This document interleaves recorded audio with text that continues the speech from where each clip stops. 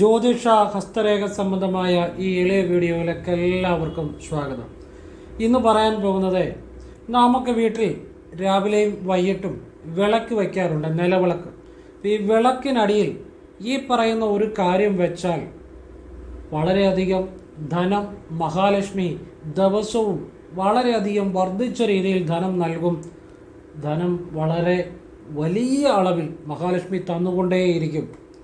ഇത് നിങ്ങൾ ചെയ്തു നോക്കുക. ഒരു അത്ഭുത ശക്തിയുള്ളൊരു ഒരു വരി ഉരുവിട്ടാണ് ഈ പറയുന്ന ഒരു കാര്യം വിളക്കിനടിയിൽ വയ്ക്കുന്നത്. ആ വീട്ടിൽ സമാധാനം, സന്തോഷം, ഐശ്വര്യം, മഹാലക്ഷ്മിയുടെ അനുഗ്രഹം, സമ്പത്ത് വർദ്ധിച്ചു വരിക. മഹാലക്ഷ്മി നൽകുന്ന സമ്പത്തിൻ്റെ പ്രത്യേകത, ആ സമ്പത്ത് നിലനിൽക്കുകയും അനുഭവിക്കുകയും നമ്മുടെ ജീവിതത്തിൽ അത് പ്രയോജനപ്പെടുകയും അതുകൊണ്ട് നല്ല അനുഭവം ഉണ്ടാവുകയും ചെയ്യും. സമ്പത്ത് പല രീതിയിൽ ഉണ്ടാക്കാം, പക്ഷേ മഹാലക്ഷ്മി നൽകിയ സമ്പത്ത് അത് നമുക്ക് അനുഭവം ഉണ്ടാകുകയും ഏറ്റവും ശ്രേഷ്ഠമായ ഒരു വലിയ ഐശ്വര്യങ്ങളെ പ്രദാനം ചെയ്യുന്നതാണ്. അത് നമുക്ക് നിലനിൽക്കുകയും വർദ്ധിച്ചു വരികയും അത് അനുഭവിക്കാനുള്ള ഒരു നല്ല മാനസികാവസ്ഥയും അനുഭവയോഗവും എല്ലാം മഹാലക്ഷ്മി നൽകും. ചെയ്തു നോക്കുക. ലളിതമായ കാര്യമാണ്, ആർക്കും ചെയ്യാവുന്ന കാര്യമാണ്. നിങ്ങളുടെ വീട്ടിൽ അന്ന് മുതൽ മാറ്റങ്ങൾ ഉണ്ടായി തുടങ്ങും. അപ്പോൾ അത് ഞാൻ വിശദമായിട്ട് പറയുന്നുണ്ട്. അത് വീഡിയോ മുഴുവൻ കാണാൻ ശ്രമിക്കണം. അതോടൊപ്പം ഈ വഴിപാട് ചെയ്യുമ്പോൾ ചിലർക്ക് പെട്ടെന്ന് ബലം കിട്ടുന്നില്ല. അതിൻ്റെ കാര്യം എന്താണ്, അതിനറിയേണ്ട ഒരു രഹസ്യ കാര്യം പറയുന്നുണ്ട്. അത് അറിഞ്ഞിട്ട് വഴിപാട് ചെയ്താൽ പെട്ടെന്ന് ബലം ഉണ്ടാകും. അപ്പോൾ അത് നിങ്ങൾക്ക് ഞാൻ വിശദമായിട്ട് പറഞ്ഞു തരുന്നുണ്ട്. അത് മുഴുവൻ കാണണം. അതുകൊണ്ടാണ് ആദ്യം പറയുന്നത്, മിസ് ചെയ്യരുത്. മിസ് ചെയ്തിട്ട് പിന്നെ എൻ്റെ എല്ലാം എനിക്ക് എപ്പോഴും കഷ്ടകാലമാണ്, സാമ്പത്തികമായി രക്ഷപ്പെടുന്നില്ല, ഇങ്ങനെ കരഞ്ഞു പറയുന്ന, അല്ലെങ്കിൽ നമ്മളിങ്ങനെ വിഷമിച്ച് പരാതി മാത്രം, അല്ലെങ്കിൽ ഇങ്ങനെ എപ്പോഴും ബുദ്ധിമുട്ടുകൾ പറയുന്ന ആ രീതി ഒന്ന് നിർത്തുക. നമുക്ക് ചില കാര്യങ്ങൾ ചെയ്താൽ ജീവിതത്തിൽ മാറ്റം വരും. അതിനെക്കുറിച്ച് അറിയാൻ ശ്രമിക്കുക, അത് ശരിയായിട്ട് ചെയ്യുക, അത്രയേ ഉള്ളൂ. അപ്പോൾ അതുകൊണ്ടാണ് വീഡിയോ മിസ് ചെയ്യരുതെന്ന് പറയുന്നത്. അപ്പോൾ ഇത് മുഴുവൻ കാണാൻ ശ്രമിക്കുക. അതോടൊപ്പം ഒരു കാര്യം കൂടെ പറയുകയാണ്, നേരിട്ട് കൺസൾട്ടിങ് ഇല്ല, വാട്സപ്പ് വഴി മാത്രമേ ഉള്ളൂ. അതും കുറച്ച് വർക്കുകൾ മാത്രമേ എടുക്കുന്നുള്ളൂ. ഹസ്തരേഖ, സംഖ്യാജ്യോതിഷം, ഗ്രഹനില, ഇതൊക്കെയാണ് ഞാൻ വിശകലനം ചെയ്യുന്നത്. അപ്പം ചെയ്യേണ്ട ഒരു വാട്സപ്പ് ഇടുക, ഫ്രീ ആകുമ്പോൾ റിപ്ലൈ തരും. എങ്ങനെ ചെയ്യുന്നതെന്ന് പറയും. നല്ല കാര്യങ്ങൾ മാത്രമേ പറയത്തുള്ളൂ. ക്ഷേത്രത്തിൽ ചെയ്യാവുന്ന നല്ല കാര്യങ്ങളും നല്ല പ്രാർത്ഥനകളും ഓരോരുത്തർക്കും ചൊല്ലേണ്ട നല്ല മന്ത്രങ്ങളും അങ്ങനെയുള്ള ഭാഗ്യസംഖ്യ, ഭാഗ്യനിറം, എവറിത്തിങ്, ഒരു വ്യക്തിക്ക് വേണ്ട കാര്യങ്ങൾ, ഉയർച്ചയ്ക്ക് വേണ്ട അത് അങ്ങനെയുള്ള കാര്യങ്ങളെല്ലാം പറഞ്ഞിരുന്നു. അപ്പോൾ അതൊക്കെ മനസ്സിലാക്കി ചെയ്യാമെന്നുള്ളവർ ചെയ്യുക, അല്ലാത്തവർ ചെയ്യണ്ട. ഞാൻ അത് റിപ്ലൈ ചെയ്തിട്ടേ വർക്ക് എടുക്കത്തുള്ളൂ.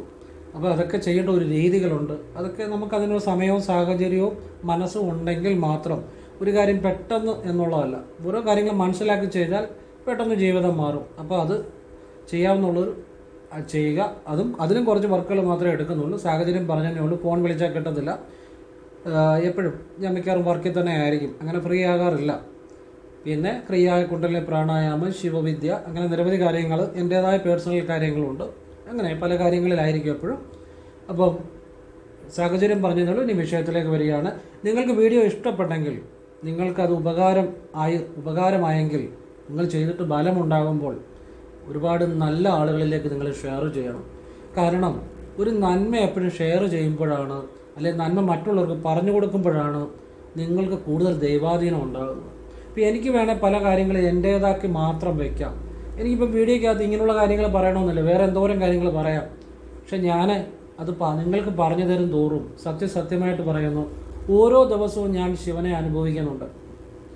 ഭഗവാനെ ലയിച്ചിരിക്കാൻ എനിക്ക് സാധിക്കുന്നുണ്ട്. നിങ്ങൾക്ക് ഇതുപോലുള്ള നല്ല കാര്യങ്ങൾ ആത്മാർത്ഥമായിട്ട് പറഞ്ഞു തരുന്നതുകൊണ്ടാണ്. അല്ലെങ്കിൽ വേറെ ഒരുപാട് കാര്യങ്ങൾ വേണേൽ പറയാം. അപ്പോൾ അതുകൊണ്ട് നിങ്ങൾ ഇതുപോലെ നിങ്ങൾക്ക് ജീവിതത്തിൽ മാറ്റം വരുമ്പോൾ നിങ്ങളത് മറ്റുള്ളവർക്കും പറഞ്ഞു കൊടുക്കുക, അതിലൊരു സന്തോഷം കണ്ടെത്തുക. അതാണ് ഏറ്റവും വലിയ ഈശ്വരനോടുള്ള പ്രാർത്ഥന. മറ്റുള്ളവരുടെയും ജീവിതത്തിൽ ഒരു മാറ്റം ഉണ്ടാകുമ്പോൾ നമുക്ക് ഈശ്വരൻ വേണ്ടതെല്ലാം നൽകും. മഹത്തായ കാര്യങ്ങൾ ഈശ്വരൻ നൽകും. അപ്പോൾ അത് ഇനിയിപ്പം എൻ്റെ വീഡിയോ ഷെയർ ചെയ്യുകയോ അല്ല നിങ്ങൾ പറഞ്ഞു കൊടുക്കുകയോ എങ്ങനെയാണേലും മതി. മറ്റുള്ളവരുടെ ജീവിതത്തിൽ ഒരു മാറ്റം വരുമ്പം നമുക്കും അതൊരു സന്തോഷം. ശിവഭാഗത്തിലെല്ലാം സമർപ്പിക്കുന്നു. ഇനി വീഡിയോയിലേക്ക് വരാം. നാം എല്ലാം വിളക്ക് കത്തിക്കാറുണ്ട്, അല്ലേ? വിളക്ക് പല രീതിയിൽ കത്തിക്കുന്നവരുണ്ട്. അതൊക്കെ അവനവൻ്റെ ഇഷ്ടം. ഞാൻ അതിനെക്കുറിച്ചൊന്നും അഭിപ്രായം പറയാനില്ല. പക്ഷേ ഞാൻ അതിനെക്കുറിച്ചല്ല പറയുന്നത് കേട്ടോ.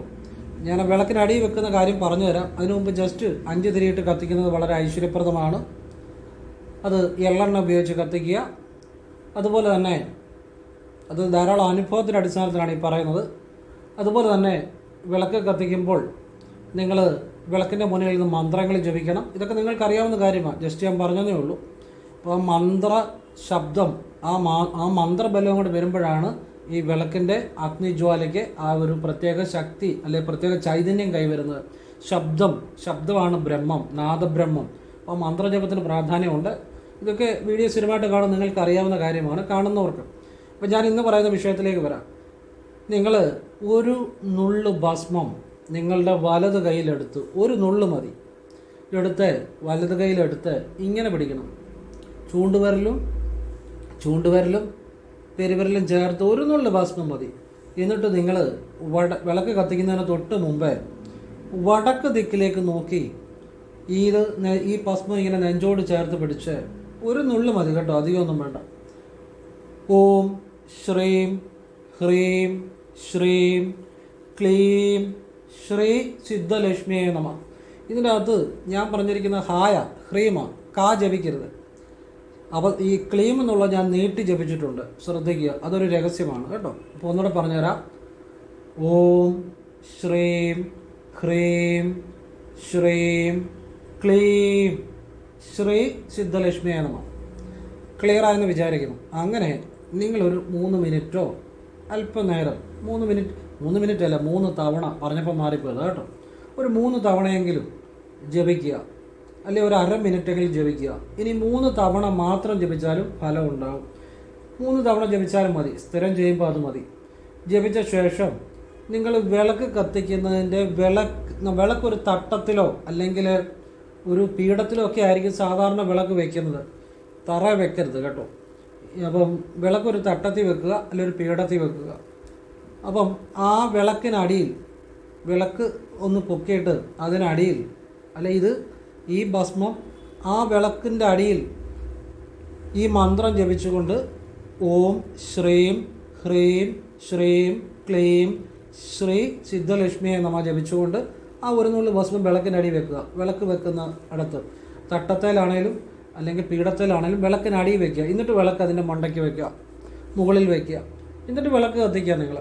വിളക്ക് എല്ലാം കെടുത്തി കഴിഞ്ഞ് നിങ്ങൾ വിളക്കെടുക്കുന്നതിന് മുമ്പായിട്ട് ഈ വിളക്ക് പീഠത്തെ നല്ല തട്ടത്തെ നിന്ന് മുകളിലോട്ടൊന്ന് ഉയർത്തിയിട്ട് നിങ്ങളുടെ കൈ വെച്ച് ഈ ഭസ്മത്തെ ക്ലീം ക്ലീം ക്ലീം എന്ന് 3 തവണ ജപിച്ച് ഈ ഭസ്മം ഇങ്ങനെയൊന്ന് ഒരു കൈ കൊണ്ടൊന്ന് ഇങ്ങനെ തുടയ്ക്കുക. ആ കൈ കൊണ്ട് തുടച്ച് മാറ്റുക. അതുകൂടെ ചെയ്യണം കേട്ടോ. നിങ്ങൾക്കറിയാമല്ലോ വിളക്ക് കത്തിക്കുന്ന കാര്യങ്ങളും. 5 തിരിയിടണം, അത് കിഴക്ക് ദിക്കിൽ നിന്ന് കത്തിച്ച് തുടങ്ങണം. പിന്നെ എങ്ങനെ വേണേലും പല രീതി കത്തിക്കുന്നവരുണ്ട്. കിഴക്ക് കത്തിച്ചിട്ട് പടിഞ്ഞാറ് കത്തിച്ചിട്ട് ഇങ്ങനെ പല രീതി, ചിലരിങ്ങനെ കിഴക്കുന്ന് തുടങ്ങി, ചിലർ പല രീതി കത്തിക്കുന്നവരുണ്ട്. എൻ്റെ ഒരു അഭിപ്രായം, നിങ്ങൾ കിഴക്കുന്ന് കത്തിച്ച് തുടങ്ങുക. അതുപോലെ അവസാനിക്കുന്നത് തെക്ക് ദിക്കിൽ അവസാനം കത്തിക്കണം. അങ്ങനെ ചെയ്ത വീടുകളിലെല്ലാം മാറ്റമുണ്ട്. അതുപോലെ തന്നെ മന്ത്രോച്ചാരണത്തോടു കൂടി ചെയ്യണം. അതായത് സർവമംഗളമംഗല്യ ഒരു തവണ, അതുപോലെ ഓം കൃഷ്ണായ നമ ഒരു തവണ, ഓം നമോ നാരായണായ ഓം നമോ നാരായണായ ഒരു തവണ. അതോടൊപ്പം മഹാലക്ഷ്മിയുടെ ഒരു മന്ത്രവും ജപിച്ചാൽ കൂടുതൽ നല്ലത്. ഓം ശ്രീം ഹ്രീം ശ്രീം ക്ലീം ശ്രീ സിദ്ധലക്ഷ്മിയെ നമ. ഓം നാരായണായ വിദ്മഹേ വാസുദേവായ ധീമഹി തന്നോ വിഷ്ണു പ്രചോദയാം. ഇത്രയും ജപിച്ചുകൊണ്ട് ഓരോ തിരിയും കത്തിക്കുക. കെടുത്തുമ്പോഴും അങ്ങനെ ചെയ്യുക. തെക്ക് ഭാഗത്തെ തിരി അവസാനം മാത്രം കത്തിക്കുക, അവസാനം മാത്രം കെടുത്തുക. കൃത്യം ഇത് പാലിച്ചാൽ ആ വീട്ടിൽ സമാധാനവും സന്തോഷവും വലിയ ഐശ്വര്യങ്ങളും എത്രയോ കുടുംബങ്ങളിൽ ഉണ്ടാകുന്നതായിട്ട് കണ്ടിട്ടുണ്ട്. പിന്നെ നിങ്ങൾക്ക് ഇഷ്ടമുള്ള രീതിയിൽ നിങ്ങൾക്ക് ചെയ്യാം. ഞാൻ അനുഭവത്തിൻ്റെ അടിസ്ഥാനത്തിൽ പറഞ്ഞാണ്, ഇത് ഫോളോ ചെയ്യുന്ന ഒരുപാട് ആളുകളുണ്ട്. അപ്പോൾ ഈ തെക്ക് ദിക്കിലെ തിരി അവസാനം കത്തിക്കുകയും കെടുത്തുകയും ചെയ്യുന്നതിൻ്റെ ഒരു രഹസ്യം, തെക്ക് ദിക്കാണ് നമ്മുടെ പിതൃക്കൾ. ആ പിതൃക്കളുടെ പ്രീതി ഉണ്ടാകുമ്പോഴാണ് ശരിക്കും ജീവിതം മാറുന്നത്. അതൊരു രഹസ്യവിദ്യയാണ്. അപ്പോൾ നമുക്ക് കിഴക്കുന്ന് കത്തിച്ച് തുടങ്ങാം. തെക്ക് ദിക്കിലെ അവസാനം കത്തിക്കുക. ചിലർ കിഴക്ക് കത്തിച്ചിട്ട് പിന്നെ പടിഞ്ഞാറ് കത്തിക്കും, പിന്നെ വടക്കിഴക്ക് കത്തിക്കും, പിന്നെ വടക്ക് കത്തിക്കും, അവസാനം തെക്ക് കത്തിക്കും. പല രീതിയിൽ കത്തിക്കുന്നവരുണ്ട്. അപ്പോൾ ഇതെങ്ങനെ കത്തിച്ചാലും കിഴക്കും തുടങ്ങുക, തെക്ക് തിരി അവസാനം കത്തിക്കുക. കെടുത്തുമ്പോഴും അതുപോലെ ചെയ്യുക. കൃത്യം ചെയ്തവർക്കെല്ലാം ജീവിതത്തിൽ ആ കുടുംബങ്ങളിലെല്ലാം വലിയ മാറ്റമുണ്ട്. ഇത് നിരവധി തവണ ഞാൻ പറഞ്ഞിട്ടുള്ള കാര്യമാണ്. എത്രയോ ആളുകളുടെ അനുഭവങ്ങൾ പറഞ്ഞിരിക്കുന്നു. കലഹങ്ങൾ മാറും. അതുപോലെ തന്നെ എള്ളെണ്ണ ഉപയോഗിക്കാവുള്ളൂ. പിന്നെ 5 തിരി ഇടണം. എന്നിട്ട് നിങ്ങൾ ഈ വിളക്കിൻ്റെ 5 തിരിയെ നോക്കി വിളക്കിൻ്റെ മുന്നിൽ നിന്ന് മന്ത്രവും ജപിക്കണം. എന്തിനാണ് 5 തിരി എന്നുള്ളത്? ഇപ്പം 2 തിരിയാകുമ്പം വിളക്കിൻ്റെ ആ 2 ഭാഗത്താണ് ആ ചൈതന്യം ഉണ്ടാകുന്നത്. 5 തിരിയാകുമ്പോൾ വിളക്കിന് ചുറ്റും ഏകദേശം തുല്യ അളവിൽ ചൈതന്യം വ്യാപരിക്കും. അപ്പോഴാണ് ശരിക്കും വീട് മുഴുവൻ ആ ചൈതന്യം വ്യാപരിക്കുന്നത്. മാത്രമല്ല മന്ത്രം ജപിക്കുമ്പം ആ മന്ത്രശബ്ദവും കൂടെ അതിനോടൊപ്പം വേണം. അതുകൊണ്ട് വിളക്കിൻ്റെ 5 തിരിയെ നോക്കി സർവമംഗളമംഗല്യം 3 തവണ ജപിക്കണം. ഓം നമോ നാരായണായ 3 തവണ ജപിക്കണം. ഓം ശ്രീം ഹ്രീം ശ്രീം ക്ലീം ശ്രീ സിദ്ധലക്ഷ്മിയെ നമ 3 തവണ ജപിക്കണം. ഓം കൃഷ്ണായ നമ 3 തവണ ജപിക്കണം. ഓം നാരായണായ വിദ്മഹേ വാസുദേവായ ധീമഹി തന്നോ വിഷ്ണു പ്രചോദയാത്. ഇത് വിളക്കിൻ്റെ 5 തിരിയെ നോക്കി ജപിക്കണം. ആ വീട്ടിൽ അന്ന് മുതൽ മാറ്റം ഉണ്ടായി തുടങ്ങും. പിന്നെ വിളക്കിൻ്റെ അടിയിൽ മറ്റേ മഹാലക്ഷ്മിയുടെ മന്ത്രം ജപിച്ച ഭസ്മമുണ്ട്. അത് ഭയങ്കര പവർഫുള്ളാണ്. നമ്മൾ വടക്കോട്ട് നോക്കി അത് ജപിച്ച്, വടക്കെന്ന് ദിക്കിന് ഒരുപാട് പ്രാധാന്യമുണ്ട്. നമ്മുടെ ആ എല്ലാ പാപങ്ങളും കർമ്മദോഷങ്ങളും മാറ്റുന്ന ഒരു വിദ്യയാണത്. ഇതൊക്കെ ഗുരുക്കന്മാരിൽ നിന്നും സന്യാസി വര്യന്മാരിൽ നിന്നും അങ്ങനെയുള്ള ചില വിദ്യകളാണ്. ഇത് സാധാരണക്കാർക്ക് കേൾവി പോലും ഇല്ലാത്ത ചില കാര്യങ്ങളാണ്. പക്ഷെ കൃത്യമായി ചെയ്തവരുടെ എല്ലാം ജീവിതം മാറിയിട്ടുണ്ട്. അത് നമുക്ക് ആവശ്യമുണ്ട്, നിങ്ങൾക്ക് ആവശ്യമുണ്ട് ചെയ്യുക, അല്ലെങ്കിൽ ചെയ്യാതിരിക്കുക. അതൊക്കെ അവനവൻ്റെ ഇഷ്ടം. അനുഭവത്തിൻ്റെ അടിസ്ഥാനത്തിൽ ഞാൻ പറഞ്ഞു തരുന്നതാണ്. നിങ്ങൾക്ക് ഇഷ്ടമുള്ളവർ സ്വീകരിക്കുക, അല്ലാത്തവർ സ്വീകരിക്കാതിരിക്കുക. ധാരാളം അനുഭവങ്ങളുടെ അടിസ്ഥാനത്തിൽ ചെയ്ത് നോക്കുക. അപ്പോൾ അറിയാമല്ലോ. എന്താണേലും ചെയ്ത് നോക്കുന്നവർ തെറ്റില്ലല്ലോ. ചെയ്തവരെല്ലാം രക്ഷപ്പെട്ടിട്ടുണ്ട്. കാരണം കൃത്യം നമ്മൾ ചെയ്യേണ്ട കാര്യങ്ങളാണ് ചെയ്യേണ്ടത്, അറിയേണ്ട കാര്യങ്ങളാണ് അറിയേണ്ടത്. പിതൃപ്രീതി ഇല്ലാതെ എന്ത് ചെയ്തിട്ടും വല്ല കാര്യമുണ്ടോ? ഒരു കാര്യമില്ല. അതെന്തിനാ പിതൃപ്രീതി? നമ്മളുടെ DNA-യിൽ നമ്മളുടെ മുൻപ് ജീവിച്ചിരുന്ന ആളുകളുടെ ചില സ്വഭാവ വിശേഷങ്ങളും ഒക്കെ ഉണ്ട്. നമ്മുടെ DNA, നമ്മുടെ മുൻപ് നമ്മുടെ കുടുംബത്തിലുള്ളവരുടെ പലരുടെയും സ്വഭാവ വിശേഷങ്ങൾ, ഗുണങ്ങളും ദോഷങ്ങളും, അവരുടെ ചില കഴിവുകളും എല്ലാം നമ്മുടെ DNA-യിലും ഉണ്ട്. അങ്ങനെയാണെങ്കിൽ അവർ ചെയ്ത പുണ്യത്തിൻ്റെയും പാപത്തിൻ്റെയും എഫക്റ്റ് നമ്മുടെ DNA-യിലും ഉണ്ട്. അപ്പോൾ ആ പിതൃപ്രീതി ഉണ്ടാകുമ്പോൾ അവരുടെ ആ ചൈതന്യം ഒരു ശുദ്ധീകരിക്കപ്പെടുമ്പോഴാണ് നമ്മൾക്കും ഓട്ടോമാറ്റിക്കായിട്ട് അത് മാറ്റം വരും. അപ്പോൾ അത് ആണ് ഈ തിരി ഇങ്ങനെ കത്തിക്കുമ്പോഴുള്ള ഗുണം. മന്ത്രം ജപിച്ചുകൊണ്ട് കത്തിക്കുമ്പോഴുള്ള ഗുണം.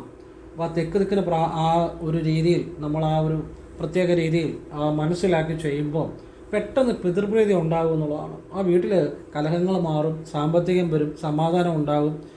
എപ്പോഴും നിരന്തരം കലഹമായിരുന്ന അടി പിടി വഴക്ക് ബഹളം എന്ന് പറഞ്ഞാൽ സാമ്പാറിനകത്ത് എരിശ്ശേരിയും പുളിശ്ശേരിയും ഒഴിച്ച് ഇളക്കിയ പോലെ കുളമായ അവസ്ഥയിൽ എല്ലാം കൂടെ ആകെ ഇളകിയ ഒരു പരുവത്തിൽ, അങ്ങനെ ഒന്നും ശരിയാകാത്ത എന്ത് ചെയ്തിട്ട് ശരിയാകാത്ത വീടുകളിൽ പോലും ഇന്ന് സമാധാനം, സന്തോഷം, ഐശ്വര്യം. ആ വീടുകളിലെ മക്കളൊക്കെ പോയി രക്ഷപ്പെട്ടു. ഒക്കെ ഒരുപാട് അനുഭവങ്ങളുണ്ട്. 1 10 100 1000 എത്രയോ 10 വർഷമായിട്ട് എത്രയോ അനുഭവങ്ങൾ. ഇത് നിരവധി തവണ ഇതുപോലുള്ള നമ്മൾ വീട്ടിൽ നിന്നാണ് ഒരു കാര്യം തുടങ്ങേണ്ടത്. നമ്മൾ താമസിക്കുന്നിടത്തു നിന്നാണ് തുടങ്ങേണ്ടത്. അവിടെ നിന്നാണ് ഐശ്വര്യം തുടങ്ങുന്നത്. അവിടുത്തെ കാര്യങ്ങൾ ശരിയല്ലെങ്കിൽ നമ്മൾ ചെല്ലുന്നിടത്തും ശരിയാകത്തില്ല, നമ്മൾ ചെയ്യുന്ന കാര്യങ്ങളും ശരിയാകത്തില്ല. നമ്മുടെ വീട്ടിൽ നിന്നാണ് എല്ലാം തുടങ്ങേണ്ടത്. അതുകൊണ്ടാണ് ഞാൻ എപ്പോഴും പറയുന്നത്, രാവിലെ ഉണർന്നെഴുന്നേൽക്കുമ്പോൾ വലത് സൈഡ് ചെരിഞ്ഞ് എഴുന്നേൽക്കണം. വലത് സൈഡ് ചെരിഞ്ഞ് എഴുന്നേൽക്കുമ്പോൾ മന്ത്രജപത്തോടു കൂടി വേണം. അതാണ് അതിൻ്റെ രഹസ്യം. മന്ത്രജപത്തോടു കൂടി വേണം, എന്നാലാണ് അത് ബലം ഉണ്ടാകുന്നത്. അപ്പോൾ നിങ്ങൾക്ക് ഗോവിന്ദ ഗോവിന്ദ ഗോവിന്ദ വേണമെങ്കിൽ ജപിക്കാം, അല്ലെ ഓം നമോ നാരായണായ ജപിക്കാം, അല്ലെ ശിവായ നമ ജപിക്കാം, അല്ലെങ്കിൽ ശിവോഹം ജപിക്കാം, അല്ലെങ്കിൽ സർവമംഗളമംഗല്യെ ജപിക്കാം. മഹാമന്ത്രമാണ് സർവമംഗളമംഗല്യെ. സർവപുരുഷാർത്ഥങ്ങളും കിട്ടുന്ന മന്ത്രമാണ്, അത് ജപിക്കാം. ഇങ്ങനെ വലത് സൈഡ് ചെരിഞ്ഞ് എഴുന്നേൽക്കുക, എന്നിട്ട് വടക്കോട്ട് തിരിഞ്ഞിരിക്കണം കിടക്കപ്പായിരുന്നുകൊണ്ട് തന്നെ. എന്നിട്ട് സർവമംഗളമംഗല്യെ 3 തവണ ജപിക്കണം. ഓം നമോ നാരായണായ ജപിച്ചിരിക്കണം. പെട്ടെന്ന് ജീവിതത്തിൽ പിതൃപ്രീതി ഉണ്ടാകും, ജീവിതം മാറും. വടക്കോട്ട് നോക്കി ഓം നമോ നാരായണായ എന്ന് മാത്രം ജപിക്കുക. ഓം നമോ നാരായണായ നമ എന്ന് ജപിക്കരുത്. ഓം നമോ നാരായണായ ജപിക്കുക. അതുപോലെ തന്നെ അത് കഴിഞ്ഞാലുടൻ മഹാലക്ഷ്മിയുടെ ഒരു മന്ത്രം ജപിക്കണം. കാരണം ഒരു നാരായണൻ എന്ന് പറഞ്ഞാൽ പുരുഷൻ. അപ്പോൾ അതിൻ്റെ സ്ത്രീ സങ്കല്പമായ മഹാലക്ഷ്മി കൂടെ വരുമ്പോഴാണ് ആ നാമജപത്തിന് പൂർണ്ണത ഉണ്ടാകുന്നത്. ശിവനെ വിളിച്ചാൽ പാർവതിയും വിളിക്കണം, അതാണ് പൂർണ്ണത ഉണ്ടാകുന്നത്. സ്ത്രീയും പുരുഷനും ചേരുമ്പോഴാണ് പൂർണ്ണത ഉണ്ടാകുന്നത്. പകുതി മാത്രം ചെയ്തിട്ട് കാര്യമില്ല, അത് അപൂർണമായി പോകും. ഏതാണേലും, ഒരു പൂജയാണേലും, ഒരു മന്ത്രമാണേലും, ഒരു യോഗയാണേലും, ഒരു പ്രാണായാമമാണേലും പകുതി മാത്രം അറിഞ്ഞ് ചെയ്താൽ അത് അപൂർണതയാണ്. അപൂർണമായി ചെയ്ത ഒരു കാര്യത്തിൽ നിന്ന് പൂർണ്ണമായിട്ട് ഫലം പ്രതീക്ഷിച്ചാൽ എങ്ങനെയാണ് ശരിയാകുന്നത്? അതാണ് നമ്മൾ പലപ്പോഴും പ്രതീക്ഷിക്കുന്നത്. പല കാര്യങ്ങളും നമ്മൾ അപൂർണമായിട്ടാണ് ചെയ്യുന്നത്. പക്ഷെ അതിൽ നിന്ന് പൂർണ്ണ ഫലം പ്രതീക്ഷിക്കുക. അതെങ്ങനെ കിട്ടുന്നത്? പൂർണ്ണതയിൽ നിന്ന് മാത്രമേ പൂർണ്ണത ഉണ്ടാകത്തുള്ളൂ. അപ്പം നാരായണനെ ജപിച്ചു കഴിഞ്ഞവരെ മഹാലക്ഷ്മിയുടെ ജപിക്കണം. ഓം ശ്രീം ഹ്രീം ശ്രീം ക്ലീം ശ്രീ സിദ്ധലക്ഷ്മിയെ നമ. സിദ്ധലക്ഷ്മി ആണെങ്കിലും മഹാലക്ഷ്മിയിൽ തന്നെയാണ് മന്ത്രം ചൊല്ലുന്നത്. അപ്പം സിദ്ധലക്ഷ്മിയെ ജപിച്ചാൽ മതി. കാരണം കൃത്യം അങ്ങനെ ജപിച്ചവർക്ക് ഫലം ഉണ്ടായിട്ടുണ്ട്. അല്ലെ മഹാലക്ഷ്മിയെ ജപിക്കാം. സിദ്ധലക്ഷ്മിയെ ഇങ്ങനെ ജപിച്ചവർക്കെല്ലാം വലിയ മാറ്റം ഉണ്ടായിട്ടുണ്ട്. അതുകൊണ്ടാണ് ഞാൻ സിദ്ധലക്ഷ്മിയുടെ പറയുന്നത്. പെട്ടെന്ന് ഫലം ഉണ്ടാകും. അപ്പോൾ പെട്ടെന്നൊരു സിദ്ധി കൈവരും. ലക്ഷ്മി ഒരു സിദ്ധലക്ഷ്മി ആകുമ്പോൾ സിദ്ധി, നിങ്ങൾക്കത് പെട്ടെന്നൊരു ഫലം ഉണ്ടാകും. മഹാലക്ഷ്മിയുടെ ജപിക്കാം. അത് കഴിഞ്ഞ് നിങ്ങൾക്ക് ഓം കൃഷ്ണായ നമയും കൂടെ ജപിക്കുക. കൃഷ്ണൻ്റെ പ്രത്യേകത എന്താണ്? ഭഗവാൻ ഭൂമിയിൽ അവതരിച്ചതാണ്. നാരായണൻ എന്ന് പറഞ്ഞാൽ അത് ആ ഒരു വൈകുണ്ഠത്തിൽ വസിക്കുന്ന ആ ഒരു ഭഗവാനാണ്, ചൈതന്യമാണ്. കൃഷ്ണൻ എന്ന് പറഞ്ഞാൽ അവതാരമെടുത്ത് ജനങ്ങളുടെ ഇടയിൽ വസിച്ച് അങ്ങനെ ഒരു അവതാര പുരുഷനാണ്. അപ്പോൾ അങ്ങനെ ഭഗവാനെ, ഞാനൊരു രഹസ്യം പറഞ്ഞുതരാം. ഈ ഭൂമിയിൽ ജനിച്ചിട്ട് ഭൂമിയിൽ നിന്ന് പോയ ആ ചൈതന്യങ്ങളെ വിളിച്ചാൽ ഒരു ഒരു ഒരു പെട്ടെന്നൊരു ഫലം ലഭിക്കും. അതിപ്പോൾ അയ്യപ്പനാണേലും, അയ്യപ്പൻ അവതാരമെടുത്ത, അതുപോലെ ഈ ഭഗവാൻ കൃഷ്ണനാണേലും ഒരു അവതാരമെടുത്ത മൂർത്തികളെ കൂടെ നമ്മൾ ഇപ്പോൾ നാരായണനെ വിളിക്കുന്നതോടൊപ്പം ആ ഭഗവാന്റെ തന്നെ ഏതെങ്കിലും ഒരു അവതാരത്തെ കൂടെ വിളിക്കുമ്പോഴേ പെട്ടെന്ന് ബലം ഉണ്ടാവും. അങ്ങനെയാണ്. അപ്പോൾ അത് നിങ്ങൾക്ക് മനസ്സിലായെന്ന് ഞാൻ വിചാരിക്കുന്നു. അപ്പോൾ ഭഗവാൻ കൃഷ്ണൻ അവതാര പുരുഷനാണ്. ഓം കൃഷ്ണായ നമയും കൂടെ ജപിക്കുക. അതുകൊണ്ടാണ് ഈ രാമമന്ത്രം ആണെങ്കിലും കൃഷ്ണമന്ത്രം ആണെങ്കിലും നമ്മൾ നാരായണനെ വിളിക്കുന്നതോടൊപ്പം അതുകൂടെ ജപിക്കണം. അപ്പോഴാണ് പെട്ടെന്നൊരു ബലം ഉണ്ടാകുന്നത്. അപ്പം ഇനി ഇപ്പം ശിവനാണെങ്കിൽ ശിവനെ വിളിച്ചാൽ പാർവതി ദേവിയെ കൂടെ വിളിച്ചാൽ മതി. അപ്പം പാർവതി ദേവി ജനിച്ച് ഭഗവാനെ ധ്യാനിച്ച് അങ്ങനെ ഭഗവാന്റെ തന്നെ ഭാഗമായി തീർന്നതാണ്. പാർവതിദേവിയെ വിളിക്കാതെ ശിവനെ വിളിച്ചാൽ ബലം കിട്ടണമെന്നില്ല, ഫലം കിട്ടത്തില്ലെന്നുള്ളത് തന്നെയാണ് ശരിയായിട്ടുള്ളത്. അപ്പോൾ അങ്ങനെ ചില രഹസ്യങ്ങളുണ്ട്. നമ്മൾ ആ വിളിക്കുമ്പം ഇങ്ങനെ വിളിക്കുക. അതാണ് ആ വിളിക്കുന്നതിൻ്റെ രഹസ്യം. നമ്മൾ പലതും പകുതി മനസ്സിലാക്കി ചെയ്യുന്നതുകൊണ്ടാണ് അത് റിസൾട്ട് കിട്ടാത്തത്. ഇങ്ങനെ വിളിച്ചാൽ ബലം ഉണ്ടാകും. ഓം കൃഷ്ണായ നമ ജപിക്കുക. അവസാനം ഓം നാരായണായ വിദ്മഹേ വാസുദേവായ ധീമഹേ തന്നോ വിഷ്ണു പ്രചോദയാത് എന്ന് ജപിക്കുക. ഈ മന്ത്രത്തിന് അത്ഭുത ശക്തിയുണ്ട്. ഈ മന്ത്രം വടക്കോട്ട് തിരിഞ്ഞിരുന്ന് ജപിക്കുമ്പോഴും കിഴക്കോട്ട് തിരിഞ്ഞിരുന്ന് ജപിച്ചാലും വിളക്കിൻ്റെ 5 തിരിയെ നോക്കി ജപിച്ചാലും അവിടെ മോശമായ ഒരു കാര്യങ്ങളും നടക്കത്തില്ല. ഭഗവാന്റെ സംരക്ഷണം ഉണ്ടാകും. അത്ഭുത ശക്തിയുള്ള മന്ത്രമാണ് വിഷ്ണു ഗായത്രി. എന്നിട്ട് നിങ്ങളുടെ വലതുകാല് വെച്ച് പല രീതിയിൽ ഞാൻ പറഞ്ഞു കൊടുത്തിട്ടുണ്ട്. ഞാൻ പറഞ്ഞു കൊടുത്തവരൊക്കെ അങ്ങനെ ചെയ്യുക. അല്ലാത്തവർ പൊതുവായിട്ട് വലതുകാല് വെച്ച് സർവമംഗളമംഗല്യെ ജപിച്ച് ഓം കൃഷ്ണായ നമ ജപിച്ച് എഴുന്നേക്കാം.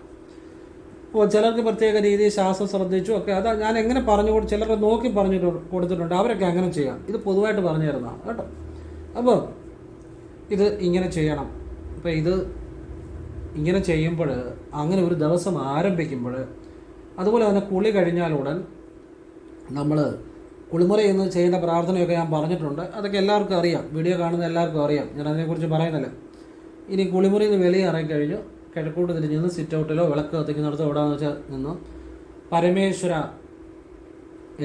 എന്നെ നയിക്കണമേ, എനിക്ക് സമ്പത്തും ഐശ്വര്യം എല്ലാം നൽകണമേ, അവിടുന്ന് എൻ്റെ ഓരോ ദിവസത്തിലും അവിടുത്തെ ഇടപെടൽ ഉണ്ടാകണമേ, ഓരോ നിമിഷത്തിലും അവിടുത്തെ ഇടപെടൽ ഉണ്ടാകണമേ, എനിക്ക് നൽകിയ എല്ലാ സമ്പത്തിനും ഐശ്വര്യത്തിനും പരമേശ്വര ഭഗവാനെ അവിടത്തേക്ക് നന്ദി നന്ദി നന്ദി 3 തവണ പറയുക. ഇങ്ങനൊരു പ്രാർത്ഥന ചെയ്യണം. അത് വലിയ മാറ്റം ഉണ്ടാകും ജീവിതത്തിൽ. അപ്പോൾ അത് ഞാൻ പൊതുവായിട്ട് പറഞ്ഞതേ ഉള്ളൂ. ഈ നമ്മളിപ്പോൾ ഹസ്തരയും ഗ്രഹത്തിനെയും വിശകലനം ചെയ്തവർക്ക് വേണ്ടിയല്ല, അവർ പറഞ്ഞ കാര്യം തന്നെ ചെയ്താൽ മതി. ഇത് പൊതുവായിട്ട് കാണുന്നവർക്ക് വേണ്ടിയാണ്. അപ്പം വിശകലനമൊന്നും ചെയ്യാതെ കാണുന്ന അവർക്ക് വേണ്ടി ചെയ്യാൻ വേണ്ടിയാണ്. അവരങ്ങനെ ചെയ്യുക. ഇത് ചെയ്താൽ മതി.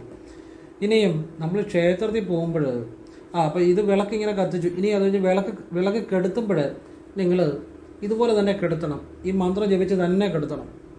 ഒരു തെക്ക് ഭാഗത്തെ തിരി അവസാനം മാത്രം കെടുത്തുക. അത് കഴിഞ്ഞ് വിളക്കിൻ്റെ കൂർത്തിരിക്കുന്ന കൂർച്ചത്തെ നിങ്ങളുടെ വലത് കൈയുടെ തേണ്ട ഈ മോതിരവിരലിനും നടുവിരലിനും ഇടയിലുള്ള ഭാഗം, ആ ഭാഗം തൊട്ട് ഓം നമോ നാരായണായ ജപിക്കുക. എന്നിട്ട് നിങ്ങൾ അല്പം വടക്കോട്ട് മാറി പടിഞ്ഞാട്ട് നോക്കി വീണ്ടും ഓം നമോ നാരായണായ എന്ന് നിങ്ങളുടെ ഹൃദയത്തെ തൊട്ട് ജപിക്കുക. കൃത്യം ഭഗവാനിൽ മനസ്സ് ചെന്ന് ജപിച്ചാൽ ആ വീട്ടിൽ എല്ലാ ഐശ്വര്യങ്ങളും ഉണ്ടായി വരും. അപ്പോൾ ഇതൊക്കെ വളരെ രഹസ്യമായ വിദ്യകളാണ്. ഇത് നിങ്ങൾക്ക് വേറെ ഒരിടത്തുനിന്നും കിട്ടത്തില്ല. നിങ്ങൾ ചെയ്തു നോക്കിക്കൂ. ശരിയായിട്ട് ചെയ്തവരെല്ലാം രക്ഷപ്പെട്ടിട്ടുണ്ട്. എല്ലാവർക്കും ചെയ്യാവുന്ന കാര്യമാണ്, നല്ല കാര്യമാണ്, നല്ല മാത്രം ഉണ്ടാകുന്ന കാര്യമാണ്. അങ്ങനെയുള്ള കാര്യങ്ങളെ ഞാൻ പറയാറുള്ളൂ. കാരണം ഞാൻ ക്രിയാകുണ്ടലിലെ പ്രാണായാമം ഗുരുവിൽ നിന്ന് സ്വീകരിച്ചതാണ്. ശിവവിദ്യ എന്നാണ്. ഓരോ ശാസ്ത്രത്തിലും ശിവവിദ്യ ചെയ്തുകൊണ്ടിരിക്കുന്ന ആളാണ്. എവരി മൊമെൻറ്റ്, ഈച്ച് മൊമെൻറ്റ്, ഓരോ നിമിഷത്തിലും. അങ്ങനെയാണ് ഞാൻ ഭഗവാനെ, അതൊരു പ്രത്യേക രീതിയിലാണ്.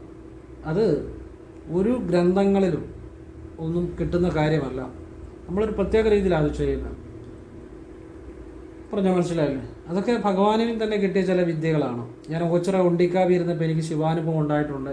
കോട്ടയം തിരുനക്കര അമ്പലത്തിലിരുന്ന് ഭഗവാനെ ശിവവിദ്യ ചെയ്തപ്പോൾ ശിവാനുഭവം ഉണ്ടായിട്ടുണ്ട്. അത് ഭഗവാന് നേരിട്ട് കിട്ടുന്ന ചില വിദ്യകളാണ്. ഒരു പ്രത്യേക രീതി ഇരിക്കുമ്പോഴും നടക്കുമ്പോഴും എല്ലാം ശിവവിദ്യ ചെയ്യുക. അതൊരു പ്രത്യേക രീതിയാണ്. നിങ്ങൾ വിചാരിക്കുന്ന പോലെ ഒരു രീതിയല്ല അത്. അങ്ങനെയൊക്കെ ഉണ്ട്. അത് പഴയ കാലത്ത് കാക്കാപുശുണ്ടറെ പോലുള്ള മഹാശൈവ സിദ്ധന്മാർ ഉപയോഗിച്ചിരുന്ന ഒരു വിദ്യയാണ്. അപ്പോൾ അതെന്തെങ്കിലും ആട്ടെ, ഞാൻ വെറുതെ അറിവിന് വേണ്ടി പറഞ്ഞെന്നുള്ളൂ. നിങ്ങൾ അതൊന്നും മനസ്സിലാക്കേണ്ട കാര്യമില്ല. നിങ്ങൾ ഈ മനസ്സിലാക്കിയ കാര്യം ശരിയായിട്ട് ചെയ്യാൻ ശ്രമിക്കുക, അത്രയേ ഉള്ളൂ. നമ്മുടെ ജീവിതത്തിലെ ഏറ്റവും വലിയ ബുദ്ധിമുട്ടുള്ള കാര്യം എന്നാണെന്നറിയുമോ? ഒരു കാര്യം ശരിയായിട്ട് മനസ്സിലാക്കിയെടുക്കുക, അത് ശരിയായിട്ട് ചെയ്യുക. ഈ രണ്ട് കാര്യം ഏറ്റവും ബുദ്ധിമുട്ടുള്ളത്. മനസ്സിലാക്കിയെടുക്കുക നമ്മുടേതായ രീതിയിൽ, അത് ശരിയായിരിക്കണമെന്നില്ല. ശരിയായിട്ട് ഞാൻ എന്ത് പറഞ്ഞു അത് അതേ രീതിയിൽ മനസ്സിലാക്കിയെടുത്ത് അതിനെ ഉൾക്കൊണ്ട് ശരിയായിട്ട് ചെയ്യുമ്പോഴാണ് അത് ബലമുണ്ടാകുന്നത്. ഇനിയും വഴിപാട്, നമ്മളൊക്കെ വഴിപാട് ചെയ്യാറുണ്ട്. ഈ വഴിപാട് ചെയ്യുമ്പോൾ ചിലർക്ക് ബലം കിട്ടും, ചിലർക്ക് ബലം കിട്ടത്തില്ല. ഒരു വഴിപാട് തന്നെ ചെയ്താൽ ചിലർക്ക്, ഇപ്പം കടുംബായുസ് രക്തപുഷ്പാഞ്ജലി ചെയ്യുന്ന ഒരാൾക്ക് ബലം കിട്ടുന്നു, ഒരാൾക്ക് ബലം കിട്ടുന്നില്ല. ഒരു ക്ഷേത്രത്തിൽ തന്നെ ചെയ്യുന്ന എന്തുകൊണ്ടാണ്? നിങ്ങൾ ചിന്തിച്ചിട്ടുണ്ടോ? അത് ഞാൻ പറഞ്ഞുതരാം. നമ്മൾ വഴിപാട് ചെയ്യുമ്പോൾ നമ്മൾ ആ ക്ഷേത്രത്തിന് മുന്നിൽ നിന്ന് പ്രാർത്ഥിക്കുമ്പോൾ രണ്ട് മൂന്ന് കാര്യമുണ്ട്. അത് നിങ്ങൾക്ക് പ്രയോജനം ചെയ്യും. അല്ലെങ്കിൽ നിങ്ങൾ എത്ര വഴിപാട് ചെയ്താലും ബലം കിട്ടണമെന്നില്ല. ഇതറിഞ്ഞാൽ നിങ്ങൾ ഒരു വഴിപാട് പോലും ചെയ്താലും ബലം ഉണ്ടാകും. ഒന്ന്, നിങ്ങൾ ആ ക്ഷേത്രത്തിലെ ദേവനല്ലേ ദേവിയുടെ മുന്നിൽ നിൽക്കുമ്പോൾ ആ ദേവനല്ലേ ദേവിയിലാണ് ഈ പ്രപഞ്ചം മുഴുവൻ. ആ ദേവിയാണ്, ആ ദേവനാണ്, ആ ദേവനല്ലേ ദേവിയാണ് എല്ലാം. എല്ലാത്തിലും ആ ദേവനും ആ ദേവിയും ഉണ്ട്. ഈ ദേവനല്ല ദേവിക്ക് സാധിക്കാൻ പറ്റാത്തതായിട്ട് പ്രപഞ്ചത്തിൽ ഒന്നുമില്ല എന്ന് നിങ്ങൾ മനസ്സിനെ വിശ്വസിപ്പിക്കണം. ശ്രദ്ധിച്ച് കേട്ടോണം. ഇപ്പം ഞങ്ങളൊക്കെ ഒരു ശിവവിദ്യ ചെയ്യുമ്പം നമ്മുടെ ഗുരുനാഥന്മാർ പറഞ്ഞു തന്നിരിക്കുന്നത് ശിവനെന്ന് ഉറച്ച് വിശ്വസിച്ച് ചെയ്യണമെന്നാണ്. മനസ്സിലാവുന്നുണ്ടോ? ശിവനെന്ന് ഉറച്ച് വിശ്വസിച്ച് മനസ്സിനെ വിശ്വസിപ്പിച്ച് ചെയ്യണം. അപ്പോഴാണ് ശിവൻ്റെ അനുഭവം ഉണ്ടാകുന്നത്. ഓട്ടോമാറ്റിക്കായിട്ട് എനർജി എല്ലാം കണക്റ്റഡാണ്. എനർജി, വൈബ്രേഷൻ, ഫ്രീക്വൻസി ഇതെല്ലാം ഓട്ടോമാറ്റിക്കായിട്ട് കണക്റ്റഡാണ്. എല്ലാ വസ്തുക്കളും സൂക്ഷ്മാംശത്തിൽ എനർജിയാണ്. ആ എനർജി രൂപത്തിലേക്ക് മനസ്സിനെ കൊണ്ടുവന്ന് കഴിയുമ്പോൾ അത് കണക്റ്റഡ് ആകും. ശിവചൈതന്യം അല്ലെ ശിവൻ എനർജിയുമായിട്ട് കണക്റ്റ് ആകും. അപ്പോൾ ശിവനൊന്ന് നനച്ച് ഉറപ്പിച്ച് ചെയ്യണം എന്ന് പറഞ്ഞ പോലെ നിങ്ങളിപ്പം കൃഷ്ണൻ്റെ അമ്പലത്തിലാണ് നിൽക്കുന്നെങ്കിൽ കൃഷ്ണനാണ് എല്ലാം, കൃഷ്ണനിലാണ് എല്ലാം, എല്ലാത്തിലും കൃഷ്ണനുണ്ട്. ഭഗവാന് സാധിക്കാൻ പറ്റാത്തതായിട്ട് ഒന്നുമില്ല എന്ന് ഉറച്ചു നിന്ന് കഴിയുമ്പം പിന്നെ നിങ്ങളുടെ ദുഃഖം, ദുരിതം, വിഷമം, സങ്കടമൊന്നും അവിടെ പ്രസക്തമല്ല. പറഞ്ഞ മനസ്സിലായി. നിങ്ങൾ വിശ്വസിക്കുന്നുണ്ടെങ്കിൽ പിന്നെ നിങ്ങളുടെ വിഷമോ സങ്കടമോ നിങ്ങളുടെ സന്തോഷമോ ഒന്നും അവിടെ പ്രസക്തമല്ല. ഭഗവാൻ മാത്രമേ ഉള്ളൂ. ആ ഭഗവാനോട് നിങ്ങൾ ആദ്യം നിങ്ങൾക്ക് വേണ്ട കാര്യം വ്യക്തമായിട്ട് അപേക്ഷിക്കണം. ഭഗവാനെല്ലാം അറിയാം എന്ന് ചിന്തിച്ച് പറയാതിരിക്കരുത്. നിങ്ങൾക്ക് വേണ്ട കാര്യം നിങ്ങൾ ഭഗവാനോട് വ്യക്തമായിട്ട് അപേക്ഷിക്കണം. അപേക്ഷിച്ച് കഴിഞ്ഞ് നിങ്ങൾ രണ്ടാമത്തെ പ്രാർത്ഥന ചെയ്യേണ്ട, ആദ്യം ഭഗവാനെ ഒന്ന് സ്തുതിക്കണം. ഓം നമോ, ഭഗവാന്റെ മൂലമന്ത്രമോ അല്ലെ ഭഗവാനെ ശരണമെന്നോ പ്രണാമമെന്നോ എന്ത് പറഞ്ഞാലും സ്തുതിയാണ്. ഇപ്പം ചെങ്ങന്നൂർ അമ്മേ പ്രണാമം എന്ന് പറഞ്ഞാൽ സ്തുതിയാണ്. അത് നിങ്ങൾ മന്ത്രങ്ങൾ ജപിക്കണമെന്നോ നിർബന്ധമൊന്നുമില്ല. ഒരു അമ്പലത്തിൽ ചെന്ന് ആ ദേവൻ്റെ അല്ലെ ദേവിയുടെ പേര് വിളിച്ച് ഇപ്പം ചെങ്ങംകുളങ്ങരയപ്പ പ്രണാമം, അതൊരു സ്തുതിയാണ്. അത്രയും മതി. മനസ്സിൽ നിന്ന് വരണമെന്നുള്ളതേ ഉള്ളൂ. അപ്പോൾ ആ സ്തുതിച്ചിട്ട് പിന്നെ നിങ്ങൾ ആവശ്യം പറയുക. ആവശ്യം പറഞ്ഞു കഴിഞ്ഞ് അവസാനം പറയുക, ഭഗവാനെ അവിടുന്ന് നൽകിയ എല്ലാ അനുഗ്രഹങ്ങൾക്കും നന്ദി നന്ദി നന്ദി. ഈ പ്രാർത്ഥന കഴിഞ്ഞു. ഇത്രയും പ്രാർത്ഥിച്ചാൽ മതി. അല്ലാതെ എനിക്ക് ലോണുണ്ടെന്നോ എനിക്ക് സ്ഥലമുണ്ടെന്നോ അപ്പുറത്തുകാരൻ എനിക്ക് വഴി തരത്തില്ലെന്നോ ഇപ്പുറത്തുകാരൻ എന്നെ നോക്കുന്നെന്നോ ഇതൊന്നും അവിടെ പറയേണ്ട കാര്യമില്ല. ബാക്കിയെല്ലാം നിങ്ങളുടെ കാര്യത്തിൽ ഓട്ടോമാറ്റിക്കായിട്ട് നടന്നിരിക്കും. ഒന്ന്. ഇനി രണ്ട്, നിങ്ങളൊരു വഴിപാട് വെച്ചു കഴിഞ്ഞ് പിന്നെ അതിനെക്കുറിച്ച് ചിന്തിക്കരുത്. ചിന്തിച്ചാൽ അത് സംശയമുള്ളതുകൊണ്ടാണ്. സംശയത്തോട് ഒരു ജോലി ചെയ്താൽ വിജയിക്കുമോ? സംശയത്തോടൊരു കുടുംബം പോറ്റിയാൽ, ഇപ്പോൾ ഒരു കുടുംബമായിട്ട് മുന്നോട്ട് പോകുമ്പം സംശയത്തോടും ഭാര്യയെ സംശയമല്ല ഭർത്താവിനെ സംശയമാണെങ്കിൽ കുടുംബബന്ധം വിജയിക്കുമോ? അതുപോലെ മക്കളെ സംശയമാണെങ്കിൽ ആ കുടുംബത്തിൽ ഒരു നല്ല ഐക്യത്തോടെ പോകാൻ പറ്റുമോ? സംശയത്തോട് ഒരു വണ്ടി ഓടിച്ചാൽ പോലും ആ വണ്ടി എപ്പോഴെങ്കിലും ഇടിക്കും. എന്ത് വേണ്ട, സംശയത്തോടെ ഏത് പ്രവൃത്തി ചെയ്താലും അത് പ്രശ്നമാണ്. അപ്പോൾ നിങ്ങളൊരു പ്രാർത്ഥന ചെയ്താൽ അതുപോലെ തന്നെയാണ്. നിങ്ങളത് ചെയ്ത് കഴിയുമ്പോൾ അതിനെക്കുറിച്ച് ചിന്തിക്കരുത്. ചിന്തിക്കുന്നത് സംശയം ഉള്ളതുകൊണ്ടാണ്. ഈ ദേവി വിചാരിച്ചാൽ നടക്കുമോ, അല്ലെങ്കിൽ കൃഷ്ണൻ വിചാരിച്ചാൽ നടക്കുമോ എന്ന് സംശയം ഉള്ളതുകൊണ്ടാണ് ഇത് ചിന്തിക്കുന്നത്. അങ്ങനെ ആണ് ചെയ്യാൻ പോകരുത്. നിങ്ങൾ വഴിപാട് ചെയ്തു മറന്നേക്കണം, രണ്ടാമത്തെ കാര്യം. പിന്നെ അതിനെക്കുറിച്ച് ചിന്തിക്കണം, അവിടെ സമർപ്പിച്ചു, അങ്ങനെ ആവർത്തിക്കണം. മൂന്നാമത്തെ കാര്യം, ഈ പലപ്പോഴും ആളുകൾ ചെയ്യുന്ന ഒരു കാര്യം, ഇപ്പോൾ എൻ്റെ അടുത്ത് ഒരാൾ വന്നു, ഞാനൊന്നൊരു പേനയും പേപ്പറും എടുത്തിട്ട് ഒരു പേപ്പർ എടുക്കുക, അവരുടെ പ്രശ്നം ചോദിച്ചു കഴിഞ്ഞാൽ ഞാൻ എഴുതുക, 7 വെള്ളിയാഴ്ച നിങ്ങളത് ചെയ്യേ, 8 വെള്ളിയാഴ്ച ഇത് ചെയ്യേ, അല്ലെങ്കിൽ ഒരു 9 വെള്ളിയാഴ്ച ഇത് ചെയ്യേ, അല്ലെങ്കിൽ ഇങ്ങനൊരു കണക്ക് ഞാൻ ഇട്ട് കൊടുക്കുക. ഞാൻ ഇട്ട് തരുന്ന കണക്കിന് അനുഗ്രഹിക്കാതിരിക്കുന്നതാണോ ഈശ്വരൻ? ഞാനാണോ കണക്കിട്ട് കൊടുക്കേണ്ടത്? ഞാനെന്ന് വെച്ചാൽ ആരാ? ഞാൻ ആരുമല്ല. അത് ഏറ്റവും വലിയ അറിവാണ്. ഞാൻ പറയുന്ന ഒരു കണക്കിന് ഒരു 7 വെള്ളിയാഴ്ച പോകാൻ പറഞ്ഞാൽ അത് പറഞ്ഞാൽ ആ കണക്കിന് സാധിച്ചു കൊടുക്കാനിരിക്കുന്നതല്ല ഈ ദേവിയും ദേവനും ഒന്നും. തീരുമാനിക്കുന്ന ആരാ? ആ ദേവിയും ദേവനും എപ്പോൾ ഇവനെ അനുഗ്രഹിക്കണമെന്നുള്ളത്. അപ്പം വേണമെങ്കിൽ നമുക്ക് ആ വരുന്ന ആളുടെ ഒരു സന്തോഷത്തിന് വേണ്ടി ഒരു കണക്കിട്ട് കൊടുക്കാം. പക്ഷെ അങ്ങനെയല്ല, ഞാൻ കണക്കിട്ട് കൊടുക്കാറില്ല. കണക്കിട്ട് അപ്പോൾ വരുന്ന ആളുടെ ഒരു സന്തോഷത്തിന് വേണ്ടി ചിലപ്പം കണക്കിട്ട് കൊടുക്കുക. അപ്പം അല്ലെങ്കിൽ ഒരു കണക്ക് ചെയ്യണം എന്ന് നിർബന്ധമുള്ളവരെ അങ്ങനെ കണക്കിട്ടിടുക. അതിലൊന്നും തെറ്റില്ല, ഒന്നും മോശമാണെന്നോ തെറ്റുണ്ടെന്നോ അല്ല ഞാൻ പറയുന്നത്. പക്ഷേ ഞാൻ പറയുന്നത് നിങ്ങൾ മനസ്സിലാക്കേണ്ട ഒരു കാര്യമാണ്. അപ്പം ശരിക്കും ക്ഷേത്രത്തിൽ പോയി വഴിപാട് ചെയ്ത് പ്രാർത്ഥന ചെയ്താൽ ശരിക്കും ഒറ്റ പ്രാവശ്യം ആ ദേവനല്ലേ ദേവി വിളി കേട്ടാൽ നമ്മുടെ കാര്യം നടക്കും. ഒറ്റ പ്രാവശ്യം വിളി കേട്ടാൽ മതി. ഒറ്റ പ്രാവശ്യം വിളി കേൾക്കണമെങ്കിൽ ചിലർക്ക് ആദ്യത്തെ പ്രാവശ്യം തന്നെ പോയി വഴിപാട് ചെയ്യുമ്പോൾ കാര്യം നടക്കും. ചിലർക്ക് ചിലപ്പം പല തവണ ഒരുപാട് ആവർത്തിക്കേണ്ടി വരും. അതിന് കണക്ക് ഇട്ടാൽ ശരിയാകത്തില്ല. കാരണം എന്തുകൊണ്ടാണെന്നറിയാമോ? ഇപ്പം നമ്മുടെ മനസ്സ്, നമ്മളിപ്പോൾ ഒരു 9 വെള്ളിയാഴ്ച ദേവിക്ക് വഴിപാട് ചെയ്യുന്നു. ഈ ഒരൊറ്റ തവണ ഒരു ദിവസം നമ്മളുടെ മനസ്സ് നേരെ വന്നാൽ, നമ്മുടെ മനസ്സൊരു തൃപ്തമായിട്ട് നിന്നാൽ ആ വിളി ദേവി കേൾക്കും. നമ്മൾ മനുഷ്യനാണ്, നമ്മുടെ മനസ്സിൽ സങ്കടം കാണും, വിഷമം കാണും, നിരാശ കാണും, ജീവിത പ്രശ്നം കാണും. അപ്പം ഈ 9 തവണ അല്ലെ 18 തവണ ചെയ്യുമ്പോൾ ഒരു തവണ എപ്പോഴെങ്കിലും നമ്മുടെ മനസ്സ് ശാന്തമായിട്ട് ആ ദേവി വരുമ്പോൾ ആ തവണ വിളി കേൾക്കുന്നത്. അത് എപ്പോഴാണ് നമുക്കും അറിയത്തില്ല, നമുക്ക് വേറൊരാൾക്ക് കണക്കിട്ട് കൊടുക്കാനും അറിയത്തില്ല. കാരണം അവർക്കും അറിയത്തില്ല. ഇത് നമ്മൾ പരിപാകപ്പെട്ട് വരേണ്ടതാണ് നമ്മുടെ മനസ്സ്. ആ മനസ്സ് ഒറ്റ തവണ മനസ്സ് ശാന്തമായിട്ട് ഒരു ദേവിയിൽ കറക്റ്റ് ശാന്തമായി മറ്റ് ചിന്തകളില്ലാതെ ആ ദേവിയെ മനസ്സ് ഒരു തവണ ചെന്നാൽ മതി, ബലം കിട്ടും. അതിന് ചിലപ്പോൾ ആവർത്തിക്കേണ്ടി വരും. കാരണം പലരുടെയും മനസ്സിൻ്റെ ബലവും മനസ്സിൻ്റെ ധൈര്യവും മനസ്സിൻ്റെ ആ കർമ്മബലവും ഒക്കെ വളരെ വ്യത്യാസമാണ്. അപ്പോൾ അതൊരു പരിപാകപ്പെടലാണ് മനസ്സിൻ്റെ. അതിന് ചിലർക്ക് ചിലപ്പോൾ ആവർത്തിക്കേണ്ടി വരും. ചിലപ്പോൾ 9 വെള്ളിയാഴ്ച ചെയ്ത് കഴിഞ്ഞാൽ 9 വെള്ളിയാഴ്ച കൊണ്ട് ഇയാളുടെ മനസ്സ് ചിലപ്പം പാകപ്പെടത്തില്ല, ചിലപ്പം കുറച്ച് ആവർത്തിക്കേണ്ടി വരും. അപ്പോൾ ഇത് പറഞ്ഞു കൊടുക്കുന്ന ആൾക്കോ ഇത് ചെയ്യുന്ന ആൾക്കോ ഈ കണക്ക് തീരുമാനിക്കാൻ പറ്റത്തില്ല. ഇത് സ്വയം ഒരാളുടെ മനസ്സ് തനിയെ ശുദ്ധീകരിച്ച് പാകപ്പെട്ട് വരുമ്പോഴാണ് ദേവിയിൽ മനസ്സ് ചെല്ലുന്നത്, അല്ലെ ദേവന് മനസ്സ് ചെയ്യുന്നത്. ആ ഒരൊറ്റ തവണ മതി ജീവിതം മാറാൻ വിളിയേക്കാം. അതിന് ചിലപ്പോൾ ആവർത്തിക്കേണ്ടി വരും. പറഞ്ഞാൽ മനസ്സിലാകുന്നുണ്ടോ? അതുകൊണ്ട് സാധിക്കുന്ന പോലെ നിങ്ങൾ ആവർത്തിക്കുക. അതാണ് ഞാൻ പറയുന്നത്. നിങ്ങൾക്ക് ആവശ്യമുണ്ടെങ്കിൽ നിങ്ങളെക്കൊണ്ട് സാധിക്കുന്ന പോലെ നിങ്ങൾ ആവർത്തിക്കാൻ ശ്രമിക്കുക. ഒരു നാൾ ബലം കിട്ടും, കട്ടായം, ഉറപ്പ്. അതിൻ്റെ രഹസ്യം എന്താണെന്ന് വെച്ചാൽ പലതവണ ചെയ്യുമ്പോൾ എപ്പോഴെങ്കിലും മനസ്സൊരു നല്ല രീതിയിൽ വരും. ആ വിളി ദേവി കേൾക്കും, അതിൻ്റെ ആ സംശയമില്ല.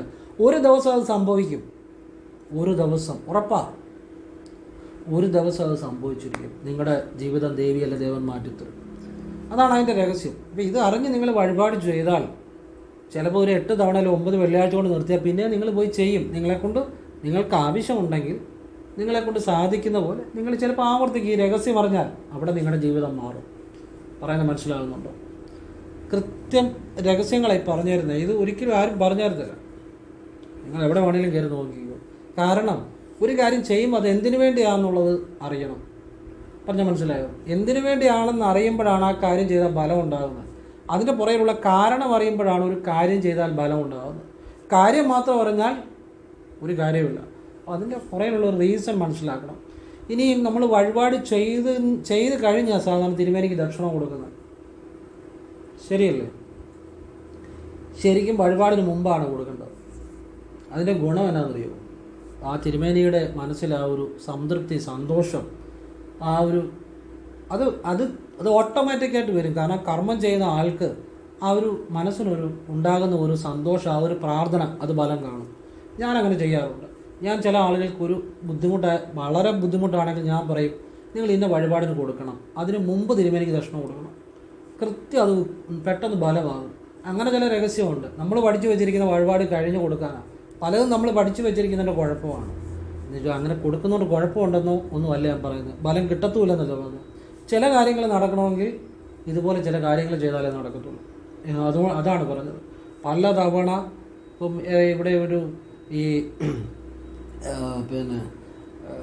പല തടസ്സങ്ങളുണ്ടായിട്ട് ഇതുപോലെ ചില കാര്യങ്ങൾ ചെയ്തവർക്ക് പെട്ടെന്ന് അത് ഫലം വലിയ കാര്യങ്ങൾ നടന്നിട്ടുണ്ട്. അപ്പോൾ എന്നാന്ന് ചോദിച്ചു കഴിഞ്ഞാൽ ആ ഒരു ദക്ഷിണ കൊടുത്തിട്ട് വഴിപാടിന് നമ്മളെക്കൊണ്ട് പറ്റുന്ന പോലെ. ദക്ഷിണ എന്ന് പറഞ്ഞാൽ ഇപ്പോൾ നിങ്ങളൊരു 50 രൂപ കൊടുക്കാൻ കഴിവുള്ള ഒരാളാണ് 2 രൂപ 5 രൂപ കൊടുക്കരുത്. അത് ശരിക്കും നിങ്ങളെ പറ്റിക്കുകയല്ല, തിരുമേനിയെ പറ്റിക്കുകയല്ല.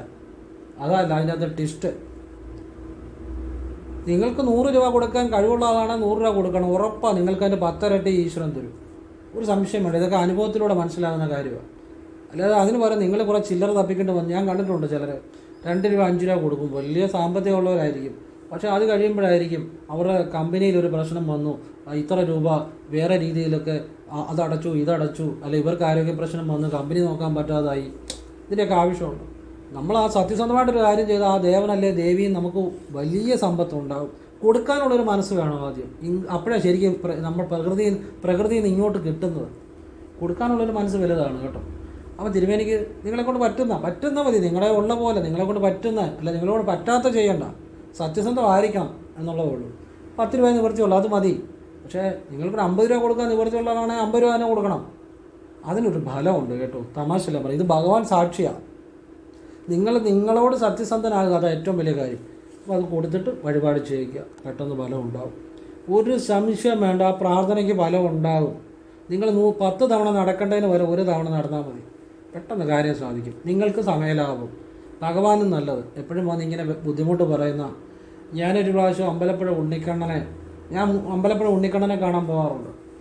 അവൾ ഗുരുവായൂർ നാളിൽ ഒന്ന് പ്രാർത്ഥിക്കാറുണ്ട്. ഞാൻ അമ്പലത്തിൽ പോയി കഴിഞ്ഞാൽ എനിക്ക് കാറ് വേണം, വീട് വേണം, ബംഗ്ലാവ് വേണം, എന്നെ എല്ലാവരും അറിയപ്പെടണം, ഇതൊന്നുമല്ല എനിക്കിതൊന്നും. ഞാനതൊന്നും ആഗ്രഹിക്കുന്നുമില്ല. പറയുന്ന കാര്യം സത്യസന്ധമായിട്ട് പറയുക. മരിക്കുന്നതിന് മുമ്പ് ഈ കൈകൊണ്ട് ആരും അറിയാതെ പരമാവധി ചെയ്യാവുന്ന നല്ല കാര്യങ്ങൾ ചെയ്യുക. ഇതെനിക്ക് സ്വയം ബോധ്യപ്പെടുന്ന കാര്യങ്ങളാണ് ഞാൻ ചെയ്യത്തുള്ളൂ. അപ്പം ഞാനവിടെ ചെന്ന് ഉണ്ണിക്കണ്ണനോടൊന്നും പറയാറില്ല, എനിക്കൊന്നും വേണമെന്നും പറയാറില്ല. ഞാനവിടെ പോവും, ഉണ്ണിക്കണ്ണനെ കാണും, മനസ്സ് നിറഞ്ഞ് തൊഴും. ഗുരുവായൂരപ്പനെ അമ്പലപ്പുഴ ഗുരുവായൂരപ്പൻ്റെ നടയുണ്ടല്ലോ, അവിടെ തൊഴും. എന്നിട്ട് ആ കുഞ്ചൻ നമ്പ്യാരുടെ മിഴാവ് വെച്ചിരിക്കുന്ന ആ മണ്ഡപത്തിൽ വന്ന് ഇച്ചേരെ ഇങ്ങനെ ധ്യാനിച്ചിരിക്കും. അപ്പോൾ ഒരു ദിവസം ഞാൻ വെളുപ്പിനെ ഒരു സ്വപ്നം കാണുകയാണ്. സാക്ഷാൽ ഉണ്ണിക്കണ്ണനെ സ്വപ്നത്തിലാണ് കാണുന്നത്. ഉണ്ണിക്കണ്ണനെ ഞാൻ കണ്ട സ്വപ്നത്തിൽ അതുപോലെ സൗന്ദര്യം ഞാൻ ആർക്കും കണ്ടിട്ടില്ല.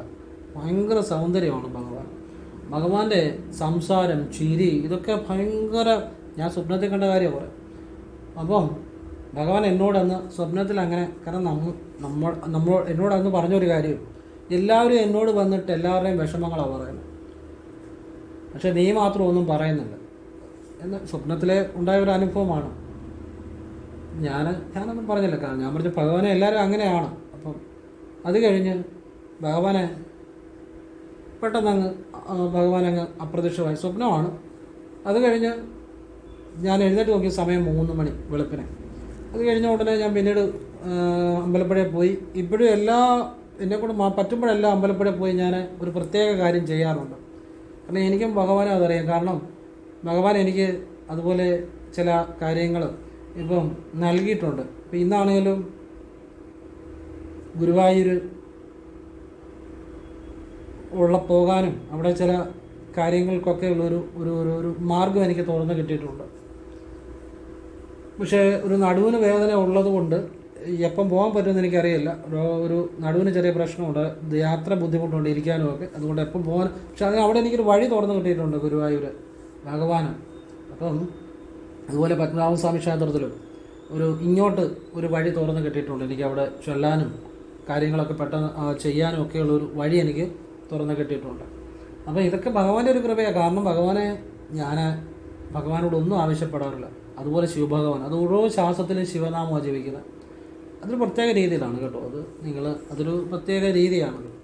അപ്പോൾ ഇത് ഒക്കെ കൊണ്ടാണ് ഞാൻ ഈ കാര്യങ്ങളൊക്കെ നിങ്ങൾക്ക് പറഞ്ഞു തരുന്നത്. നല്ല കാര്യങ്ങൾ നമ്മൾ ഈ ഭൂമിയിൽ നിന്ന് പോകുമ്പോൾ ഒന്നും കൊണ്ടുപോകാനില്ല, ഇല്ലേ? അപ്പം നല്ല കാര്യങ്ങൾ മനസ്സിലാക്കുക, നല്ല കാര്യങ്ങൾ ചെയ്യുക. നമ്മൾക്ക് പല കാര്യങ്ങളും ചെയ്തിട്ട് റിസൾട്ട് ഇല്ലെങ്കിൽ ആ കാര്യം തെറ്റായതുകൊണ്ടോ നിങ്ങൾ തെറ്റായതുകൊണ്ടോ അല്ല. ആ കാര്യത്തിൽ കുറച്ചുകൂടി കാര്യങ്ങൾ മനസ്സിലാക്കേണ്ടതായിട്ടുണ്ട്, അത്രയേ ഉള്ളൂ. മനസ്സിലായോ? ആ കാര്യത്തെക്കുറിച്ച് നിങ്ങൾ മനസ്സിലാക്കിയിരിക്കുന്ന കാര്യം ഒന്നുകിൽ ശരിയല്ല, അല്ലെങ്കിൽ കുറച്ച് കൂടുതൽ പഠിക്കേണ്ടതായിട്ടുണ്ട്, അത്രയേ ഉള്ളൂ. അതുകൊണ്ടാണ് ഫലം കിട്ടാത്തത്. അല്ല അത് കാര്യം തെറ്റായതുകൊണ്ടോ നിങ്ങൾ തെറ്റായതുകൊണ്ടോ അല്ല. ആ കാര്യത്തെക്കുറിച്ച് ഒന്നുകിൽ നിങ്ങൾ അത് മനസ്സിലാക്കിയിരിക്കുന്നത് തെറ്റായിട്ടാണ്, അല്ലെങ്കിൽ നിങ്ങൾ കുറച്ചുകൂടി ആ കാര്യത്തെക്കുറിച്ച് പഠിക്കേണ്ടതായിട്ടുണ്ട്, അത്രയേ ഉള്ളൂ. അങ്ങനെ മനസ്സിലാക്കി ഏത് കാര്യം ചെയ്താലും അത് വിജയിക്കാൻ പറ്റും, അല്ലാതെ വേറെ കാര്യങ്ങളൊന്നുമില്ല. അപ്പോൾ ഇത് നിങ്ങളുടെ ജീവിതത്തിൽ വലിയ മാറ്റങ്ങൾ വരുത്തുന്ന കാര്യങ്ങളാണ്. ഇങ്ങനെ പോയി നിങ്ങൾ വഴിപാട് പ്രാർത്ഥനകളൊക്കെ നടത്തി നോക്കിക്കേ. ഇനിയും വേറൊരു രഹസ്യം കൂടെ പറഞ്ഞുതരാം. വീഡിയോയുടെ അവസാന മിനിറ്റുകളിലാണ് പറയുന്നത്. ഇത് എത്ര പേര് കാണുമെന്ന് എനിക്കറിയത്തില്ല. നമ്മളിപ്പം വേറൊരാൾ നന്നാകണം, നിങ്ങളുടെ മോനായിക്കോട്ടെ അല്ലെങ്കിൽ നിങ്ങളുടെ ആരും ആയിക്കോട്ടെ, അകലെ ഇരിക്കുന്ന ഒരാൾ, അയാൾക്ക് നല്ലൊരു മാറ്റം വരണം എന്ന് നിങ്ങളുടെ മനസ്സിലൊരു ആഗ്രഹമുണ്ട്, അങ്ങനെ ഒരു നന്മയുണ്ടെന്നുണ്ടെങ്കിൽ ആ വ്യക്തിയെ ചിന്തിച്ചുകൊണ്ട് നിങ്ങൾ രാവിലെ കുളി കഴിഞ്ഞ് കൈയും കാലും മുഖവും കഴുകിയിട്ട് കുളിമുറി എന്ന് കിഴക്കോട്ട് തിരിഞ്ഞ് കുളി കഴിഞ്ഞ് തല തോർത്തിക്കഴിഞ്ഞ് കുളിമുറി എന്ന് ഒന്നുകൂടെ കൈയും കാലും മുഖവും നനച്ചിട്ട് കിഴക്കോട്ട് തിരിഞ്ഞു വന്ന് ആ വ്യക്തിയെ ചിന്തിച്ച് ആ വ്യക്തിയുടെ പാദങ്ങൾ മനസ്സിൽ സങ്കല്പിച്ചു ഓം എന്ന് ജപിക്കണം. ആ വ്യക്തിയുടെ പാദത്തിൻ്റെ അവിടെ മുതൽ മുട്ടുകാല് വരെ സങ്കല്പിച്ചുകൊണ്ട് നാ എന്ന് ജപിക്കണം. മുട്ടിൻ്റെ അവിടം മുതൽ അരക്കെട്ടിൻ്റെ അവിടം വരെ മനസ്സിൽ സങ്കല്പിച്ചുകൊണ്ട് മോ എന്ന് ജപിക്കണം. ഇപ്പം ഓം നമോയായി. ഇനി അരക്കെട്ടിൻ്റെ അവിടം മുതൽ നെഞ്ചിൻ്റെ അവിടം വരെ സങ്കല്പിച്ച് നാ എന്ന് ജപിക്കണം. നെഞ്ചിൻ്റെ അവിടം തൊട്ട് പെടലിയുടെ അവിടം വരെ സങ്കല്പിച്ച് രാ എന്ന് ജപിക്കണം. ഈ പെടലി മുഴുവൻ സങ്കല്പിച്ച് യാ എന്ന് ജപിക്കണം. അപ്പോൾ ഓം നമോ നാരായ. ഇനി മുഖം മുഴുവൻ സങ്കല്പിച്ച് നാ എന്ന് ജപിക്കണം. ഉച്ചി സങ്കല്പിച്ച് യാ എന്ന് ജപിക്കണം. ഇങ്ങനെ സങ്കല്പിച്ച് ജപിച്ചാൽ ആ വ്യക്തിക്ക് ഒരു സംരക്ഷണം കിട്ടും, ആ വ്യക്തി ആപത്തുകളിൽ നിന്ന് രക്ഷപ്പെടും, ആ വ്യക്തിക്ക് ഭഗവാന്റെ അനുഗ്രഹം കിട്ടും, ആ വ്യക്തിയുടെ ജീവിതം മാറും, സ്വഭാവം മാറും, ഐശ്വര്യം ഉണ്ടാവും. ഇതാരും പറഞ്ഞു തരത്തില്ല. എവിടെ ഇത് സന്യാസി വര്യന്മാരുടെയിലും ഒക്കെയുള്ള ചില രഹസ്യ വിദ്യകളാണ്. ഇത് നിങ്ങൾ എവിടെ വേണമെങ്കിലും കയറി നോക്കിയത്. ഒരിക്കലും ഇങ്ങനെ കുളി കഴിഞ്ഞ് കുളിമുറി എന്ന് ഇത് ചെയ്യുന്ന കാര്യം ആരും എവിടെയും ഞാനീ പറയുന്ന കാര്യങ്ങളൊന്നും എങ്ങും കിട്ടത്തില്ല. കേൾക്കുന്നവരുടെ റിലേ അടിച്ചു പോകുന്ന കാര്യങ്ങളാണ്. കാരണം ഇതൊക്കെ നൂറ്റാണ്ടുകൾക്ക് മുമ്പ് പല ഋഷീശ്വരന്മാരും ചെയ്ത ചില വിദ്യകളാണ്. എൻ്റെ സമ്പർക്കം മുഴുവൻ സന്യാസി ശ്രേഷ്ഠന്മാർ അല്ലെ സമാധി സ്ഥലങ്ങൾ അങ്ങനെയുള്ളതാണ് എൻ്റെ സമ്പർക്കം മുഴുവൻ. എനിക്ക് കിട്ടുന്ന കാര്യങ്ങൾ അങ്ങനെയുള്ള അതിവിശിഷ്ടമായ കാര്യങ്ങളാണ്. അതാണ് നിങ്ങൾക്ക് പറഞ്ഞു തരുന്നത്. ഇത് വേറെ എങ്ങൊന്നും കിട്ടത്തില്ല. അറിയാൻ പറ്റും, പക്ഷേ ഇതുപോലുള്ള കാര്യങ്ങൾ അറിയാൻ പറ്റത്തില്ല. ഇതാണ് അറിയേണ്ട കാര്യങ്ങൾ. ഇതാണ് ഒരു സനാതന ധർമ്മത്തിൻ്റെ സത്യസന്ധമായ രഹസ്യമായ ഒരു വ്യക്തിയെ ഒരു വ്യക്തിയാക്കുന്ന, ഒരു വ്യക്തിയെ ഈശ്വരനുമായി താതാത്മ്യം പ്രാപിക്കുന്ന, ഈശ്വരൻ്റെ ഗുണങ്ങൾ ഒരു വ്യക്തിയിലേക്ക് വരുന്ന അതിവിശിഷ്ടമായ കാര്യങ്ങളാണ് ഞാൻ പറഞ്ഞു തരുന്നത്. സനാതനം എന്ന് വെച്ചാൽ എന്നും നിലനിൽക്കുന്ന. എന്തുകൊണ്ടാണ് എന്നും നിലനിൽക്കുന്നത്? സത്യമുള്ള ഈശ്വരീയമായ കാര്യങ്ങളായതുകൊണ്ടാണ്. അങ്ങനെയുള്ള കാര്യങ്ങളാണ് പറഞ്ഞു തരുന്നത്. ഞാൻ ഷോഡശ കർമ്മങ്ങളെ കുറിച്ച് പറഞ്ഞിട്ടുണ്ട്. ഷോഡശ സംസ്കാരം കർമ്മമല്ല, ഷോഡശ സംസ്കാരം. അതിൻ്റെ അകത്ത് പേരിടുന്ന കാര്യം പറഞ്ഞിട്ടുണ്ട്, വിവാഹത്തിൻ്റെ കാര്യങ്ങൾ പറഞ്ഞിട്ടുണ്ട്. ഇതൊക്കെ മനസ്സിലാക്കിയ ഒരു വ്യക്തിക്ക് ജീവിതത്തിൽ ഈശ്വരാനുഭവങ്ങൾ ഉണ്ടാവും. ഞാൻ പറഞ്ഞ ഏതൊരു കാര്യം, ഇതെല്ലാം നല്ല കാര്യങ്ങളാണ്. ഇതൊക്കെ നിങ്ങളുടെ കുട്ടികൾക്കും പറഞ്ഞു കൊടുക്കണം, മറ്റുള്ളവർക്കും പറഞ്ഞു കൊടുക്കണം. അറിയേണ്ട കാര്യങ്ങൾ അറിയണം. അല്ലാതെ ചുമ്മാ ആദ്യം ഇതും ചെയ്തുകൊണ്ട് അറിഞ്ഞുകൊണ്ട് ഒരു കാര്യമില്ല. ഇതുപോലുള്ള ആരുടെ ആണെങ്കിലും, എൻ്റെ നല്ല ആരുടെയാണെങ്കിലും നല്ല കാര്യങ്ങൾ നിങ്ങളുടെ യുക്തിക്കൂടെ ചിന്തിക്കണം. ഒരു കാര്യം കേട്ട് കഴിഞ്ഞു അത് ശരിയാണോ, അതിൻ്റെ പുറകിലുള്ള കാര്യം എന്താണ്, കാരണം എന്താണ്, ചെയ്തു നോക്കുക, അത് നല്ലത് മാത്രമാണോ എന്നിട്ട് സ്വീകരിക്കുക. എൻ്റെ അനുഭവങ്ങളാണ് ഞാൻ എല്ലാം പറഞ്ഞു തരുന്നത്. ഞാനും നല്ല ആര് പറഞ്ഞത്. എല്ലാ ആളുകളും ഒരുപാട് നല്ല കാര്യങ്ങൾ പറയുന്നവരുണ്ട്. നല്ലതിനെ നിങ്ങൾ എപ്പോഴും സ്വീകരിച്ചുകൊണ്ടിരിക്കുക. നിങ്ങൾ എവിടെ പോകുന്നതാണെങ്കിലും എപ്പോഴും നന്മയെന്ന് നന്മ മാത്രം ഉണ്ടാകും, തിന്മയെന്നൊരിക്കലും തിന്മ ഉണ്ടാകത്തുള്ളൂ. നന്മ പ്രതീക്ഷിക്കരുത്. അതുപോലെ നിങ്ങൾ തെറ്റായ ഒരു വഴി പോകുകയാണെങ്കിൽ ഒരിക്കലും ശരിയായ ഒരു ഡെസ്റ്റിനേഷനിൽ എത്തുമെന്ന് വിചാരിക്കരുത്. അല്ലെങ്കിൽ നിങ്ങളുടെ ആ സമയം വേസ്റ്റാണ്. നിങ്ങൾ ശരിയായ ഒരു വഴി പോകുമ്പോഴാണ് നിങ്ങൾക്ക് ശരിയായ അനുഭവം ഉണ്ടാകുന്നത്, ശരിയായ ഒരു ഡെസ്റ്റിനേഷനിൽ എത്തുന്നത്. നിങ്ങൾ തെറ്റായ വഴികളിൽ സഞ്ചരിച്ചു കഴിഞ്ഞാൽ ചിലപ്പോൾ നിങ്ങൾ ആ തെറ്റിൽ തന്നെ ഇല്ലാതാകാം. മനസ്സിലാവുന്നുണ്ട്? അതുകൊണ്ട് നല്ലതിനെ മനസ്സിലാക്കുക, നല്ല കാര്യങ്ങൾ അറിയുക, മറ്റുള്ളവർക്ക് പറഞ്ഞു കൊടുക്കുക. അതാണ് ഏറ്റവും വലിയ ഈശ്വരനുള്ള പ്രാർത്ഥന. നമ്മൾ മറ്റുള്ളവർക്ക് കൂടെ നല്ല കാര്യങ്ങൾ പറഞ്ഞു കൊടുക്കുമ്പോൾ അതാണ് ഏറ്റവും ഈശ്വരനുള്ള പ്രാർത്ഥന. ഇതെല്ലാം എല്ലാവർക്കും പ്രയോജനം ചെയ്യട്ടെ എന്ന് ശിവഭഗവാനോട് തന്നെ പ്രാർത്ഥിക്കുന്നു. ആ പാദങ്ങൾ തന്നെ സ്മരിക്കുന്നു. എനിക്ക് വേറെ അല്ലാതൊന്നുമില്ല. ഓം ശിവം സർവം ശിവോഹം, ദേഹം ശംഭും ശിവോഹം, ദേവം വിഭും ശിവോഹം, ഗുരും പരം ശിവോഹം. ഇത് അഘോരികൾ ജപിക്കുന്ന ഒരു മന്ത്ര പദ്ധതിയാണ്. ഓം ശിവം സർവം ശിവോഹം, ശിവനാണ് സർവവും. ദേഹം ശംഭും ശിവോഹം, ദേഹവും ശിവനാണ്. ദേവം വിഭും ശിവോഹം, ദേവനും ശിവനാണ്. ഓം ശിവം സർവം ശിവോഹം, ദേഹം ശംഭും ശിവോഹം, ദേവം വിഭും ശിവോഹം, ഗുരും പരം ശിവോഹം. ഗുരും ശിവനാണ്. ഭഗവാനേ ഉള്ളൂ, എല്ലാം ഭഗവാനാണ്. അപ്പോൾ ഈ ഭഗവാൻ എന്ന് പറയുമ്പോൾ നിങ്ങൾ വിചാരിക്കരുത് ഞാനിപ്പോൾ ശിവനെ വിളിച്ചാൽ ആ ശിവൻ തന്നെ, ആ ശിവനിൽ തന്നെ കൃഷ്ണനും മുരുകനും അയ്യപ്പനും എല്ലാം ഉണ്ടെന്ന് ഞാൻ വിശ്വസിക്കുന്നു. അതുപോലെ ഈ കൃഷ്ണനെ വിളിച്ചാലും ആ കൃഷ്ണനിലും ആ ശിവൻ ഉണ്ടെന്ന് ഞാൻ വിശ്വസിക്കുന്നു. അങ്ങനെ വിളിക്കുമ്പോഴാണ് ആ അദ്വൈതമാകുന്നത്. അതാണ് യഥാർത്ഥ ബ്രഹ്മോപാസന. ഒന്നിൽ എല്ലാം കാണണം, എല്ലാത്തിലും ഒന്നും കാണണം. അതാണ് റിസൾട്ട് കിട്ടുന്നത്. ഞാൻ ശിവനെ വിളിച്ചെന്ന് കരുതി ഞാൻ കൃഷ്ണനെ വിളിക്കാതിരിക്കത്തില്ല. എൻ്റെ ശിവനുള്ളിൽ കൃഷ്ണനും ഉണ്ട്, എല്ലാം ശിവൻ തന്നെയാണ്. ഇനിയും കൃഷ്ണനെ വിളിക്കുമ്പോൾ അതിനുള്ളിൽ ശിവനെ ഞാൻ കാണുന്നുണ്ട്. അതാണ് യഥാർത്ഥ ഉപാസന. ഇപ്പം നിങ്ങൾ കൃഷ്ണനെ വിളിക്കുന്നെങ്കിൽ നിങ്ങൾ ആ കൃഷ്ണനുള്ളിൽ എല്ലാം കാണുക, എല്ലാത്തിലും കൃഷ്ണനെ കാണുക. ദേവിയെ വിളിക്കുമ്പം ആ സമയം, ആ വിളിക്കുന്ന സമയം ഏത് മൂർത്തിയാണോ ആ വിളിക്കുന്ന സമയം ആ മൂർത്തിയിലെല്ലാം കാണുക, എല്ലാത്തിലും ആ മൂർത്തിയും കാണുക, വിളിക്കുന്ന സമയം മുഴുവനായിട്ട്. അങ്ങനെ ചെയ്യണം. ഇപ്പം നിങ്ങൾ ഒരു കല്യാണം കഴിച്ച് അപ്പം ഭർത്താവുണ്ട് അല്ലെ ഭാര്യ. ഈ ഭർത്താവിൽ ഭാര്യ, ആ ഭാര്യയ്ക്ക് വേണ്ട എല്ലാ ഐശ്വര്യങ്ങളും സുഖങ്ങളും സന്തോഷവും കാണുമ്പോഴാണ് ആ ജീവിതം ഏറ്റവും പവിത്രമാകുന്നത്. ഭർത്താവിൽ കാണുമ്പോഴാണ് എല്ലാം അവർക്ക് കിട്ടേണ്ട എല്ലാ സന്തോഷങ്ങളും ഐശ്വര്യങ്ങളും ഒക്കെ ഈ ഭർത്താവിന് നൽകാൻ പറ്റും. ആ ഭർത്താവിലുണ്ട്, അദ്ദേഹം അങ്ങനെയാണ് എന്ന് വിശ്വസിച്ച് ആ ഭർത്താവിൽ എല്ലാ സന്തോഷങ്ങളും ഐശ്വര്യങ്ങളും കാണുമ്പോഴാണ് അവരുടെ ജീവിതം ഏറ്റവും ഐശ്വര്യപൂർണ്ണമാകുന്നത്. ദേവതുല്യമായ ജീവിതമാകും, അത്ര നല്ലൊരു ദാമ്പത്യ ജീവിതമാകും. അതുപോലെ ഭർത്താവാണേലും തൻ്റെ ഭാര്യയിൽ എല്ലാം ഉണ്ട്, എല്ലാ സന്തോഷവുമുണ്ട്, എല്ലാ നന്മകളുമുണ്ട്. അങ്ങനെ കാണുമ്പോഴാണ് ആ ജീവിതം ഒരു ഏറ്റവും നല്ലൊരു ദാമ്പത്യമാകും. അങ്ങനെ കാണാൻ പഠിക്കണം. അപ്പോഴാണ് ഇപ്പം നിങ്ങളുടെ മക്കളിലാണേലും ആ മക്കളിൽ എല്ലാ നന്മകളും ഉണ്ട്, അവനെക്കൊണ്ട് എല്ലാം സാധിക്കും. അങ്ങനെ അവനിൽ ആ എല്ലാ നന്മകളും ഐശ്വര്യങ്ങളും അങ്ങനെ കാണുമ്പോഴാണ് അവന് ഏറ്റവും നല്ലതായിട്ട് വരുന്നത്. അല്ലെ അവന് നമ്മൾ കമ്പാരിസണാണ് ഏറ്റവും കുഴപ്പം. അയൽവക്കക്കാരനെക്കാട്ടി മോനെക്കാട്ടിയും കുറച്ചായി എൻ്റെ മോൻ പഠിക്കുന്നത്, അല്ലെ അവനെ ഒന്നിനും കൊള്ളത്തില്ല. ഇങ്ങനെ അവനെ കണ്ടു കഴിഞ്ഞാൽ അവൻ നല്ലവനാണെങ്കിലും അവൻ മോശമായിട്ട് പോകും. അവനിലെല്ലാ കഴിവുമുണ്ട്, എല്ലാ ഐശ്വര്യമുണ്ട്, അവൻ മിടുക്കനാണ് എന്ന് ആ ഒരു ഈശ്വര ചിന്തയോടുകൂടി ചിന്തിക്കുമ്പോൾ അവന് അതൊരു അനുഗ്രഹമായിട്ട് വരും. ഇതെല്ലാം ഭാരതീയ ആചാരങ്ങൾ, സനാതന ധർമ്മം, ഋഷീശ്വരന്മാർ ഇതൊക്കെയാണ് ലോകത്തെ പഠിപ്പിക്കുന്നത്. ലോകാസമസ്ത സുഖിനോ ഭവന്തു എന്നാണ് പറയുന്നത്.